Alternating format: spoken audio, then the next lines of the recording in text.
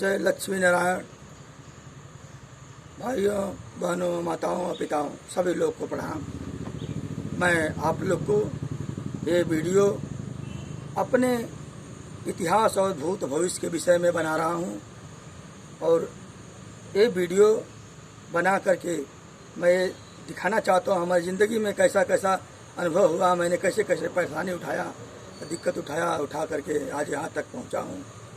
इसलिए मैं आप लोग को अपना और मेरे पिताजी का जन्म डेट बता करके आप लोग को बताना चाहता हूँ। ये मैंने 18 सितंबर 2020 को ये वीडियो बना रहा हूँ और मैं अपने पिताजी के जन्म डेट से चालू कर रहा हूँ ये वीडियो। मेरे पिताजी का जन्म 22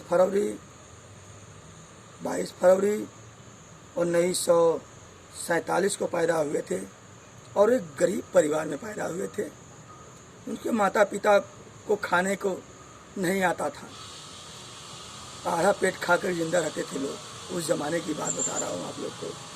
मेरे पिता बहुत कठिनाई उठा करके उसने सर पर नमक का गोनी ट्रक से उतारते थे बॉम्बे में, और वो 10 तक पढ़ाई किए थे। लेकिन तकदीर का खेल, उसने फार्म भरा और 1972 में भरा। 1972 में भर के वो फार्म गया, अधिकारी के यहाँ जमा हो गया और वो जमा होने के बाद उनके साथ के जितने भी अधिकारी लोग के पास गया था वो सब लोग को कॉल लेटर आ गया, नौकरी पा गए। लेकिन हमारे पिताजी और 8-10 और लोग थे, वो लोग का कॉल लेटर नहीं गया। हमारे पिताजी को बहुत परेशानी था, नौकरी का, काम का उनको ज़रूरत था। इसलिए वे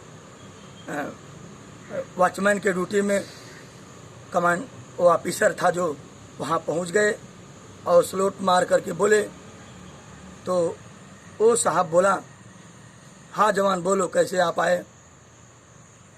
तो हमारे पिताजी ने बोले, सर मैंने 72 में फार्म भरा था नौकरी के लिए सर, सबको का लेटर आ गया लेकिन हमारे लिए नहीं आया सर।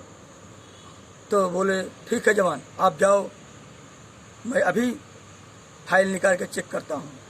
और चपरासी को आदेश दिया और तुरंत फाइल लाया और चेक इन किया तो 72 का दिखाया और बोले साहब मेरे पिताजी को कि आप जाइए, आपको का लेटर मिल जाएगा।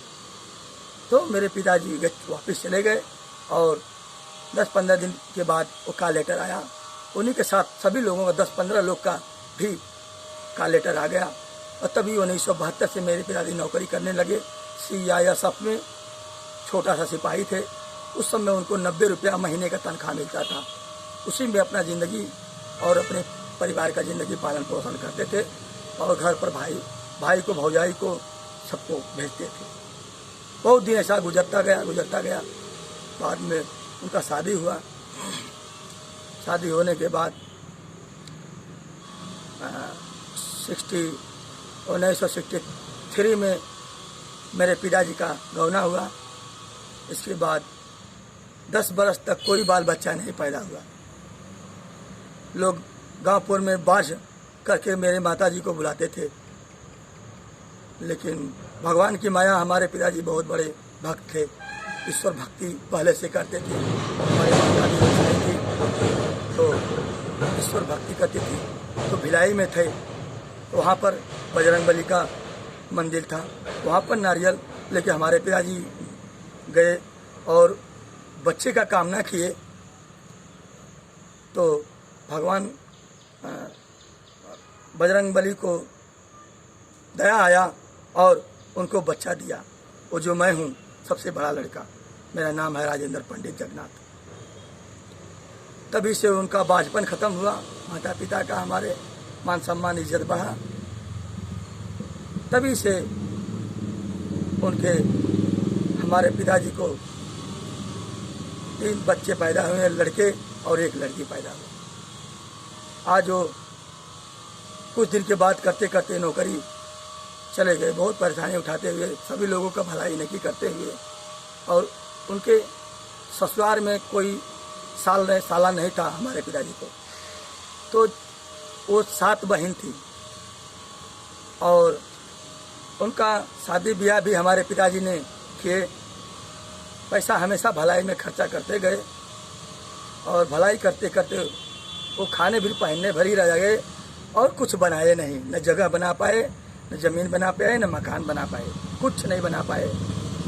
लेकिन बहुत दिन के बाद मौसी का गौना, 2 मौसी गौना ब्याह किए और मैंने एक दूसरे गांव में बेटी को मैंने अपना बहन मान लिया। बाद में मैं बोला अपने पिताजी को कि ये मेरी बहन है, एक गरीब परिवार की है, आप शादी कर दीजिए इसका। और वो पिताजी हमारा बात मान गए और पूरा अपना सारा पैसा खर्च करके और अपने गांव से शादी किए।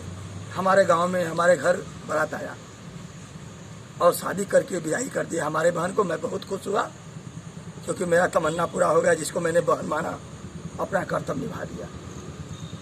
और आज वो रिटायर हो गए हैं, घर पर हैं, लेकिन अभी हम लोग का ज़िंदगी चलता जा रहा है और बहुत से ज़िंदगी में घटना घटा, ऐसा घटता गया जो आज तक मैं यहाँ गोवा में रहता हूँ। मैं भी कारपेंटर हूँ, फिटर हूँ, काम करता हूँ, लेबर का भी काम करता हूँ। हाँ, लेबर का भी काम करता हूँ। तो जो हमें मिलता है 20,000 रुपये महीने को कमाता हूँ और जो खाता पीता हूँ। और हम तो अभी शादी नहीं किए हैं, ऐसा ही चलता है। मैं भी थोड़ा भक्ति लाइन का हूँ, इसलिए मैं भी भगवान का भक्त हूँ, इसीलिए मैं भी आज तक शादी नहीं किया हूँ। मैं भी यही सोच रहा हूँ कि जब भगवान का धरती पर आगमन होएगा, जब वो लोग शक्ति दिखाएंगे, तब जाके मैं भी शादी करूँगा। अभी तक शादी नहीं किया है और आप लोग को यही बताना चाहता हूँ। सब और सब अच्छा, नमस्कार, ठीक है।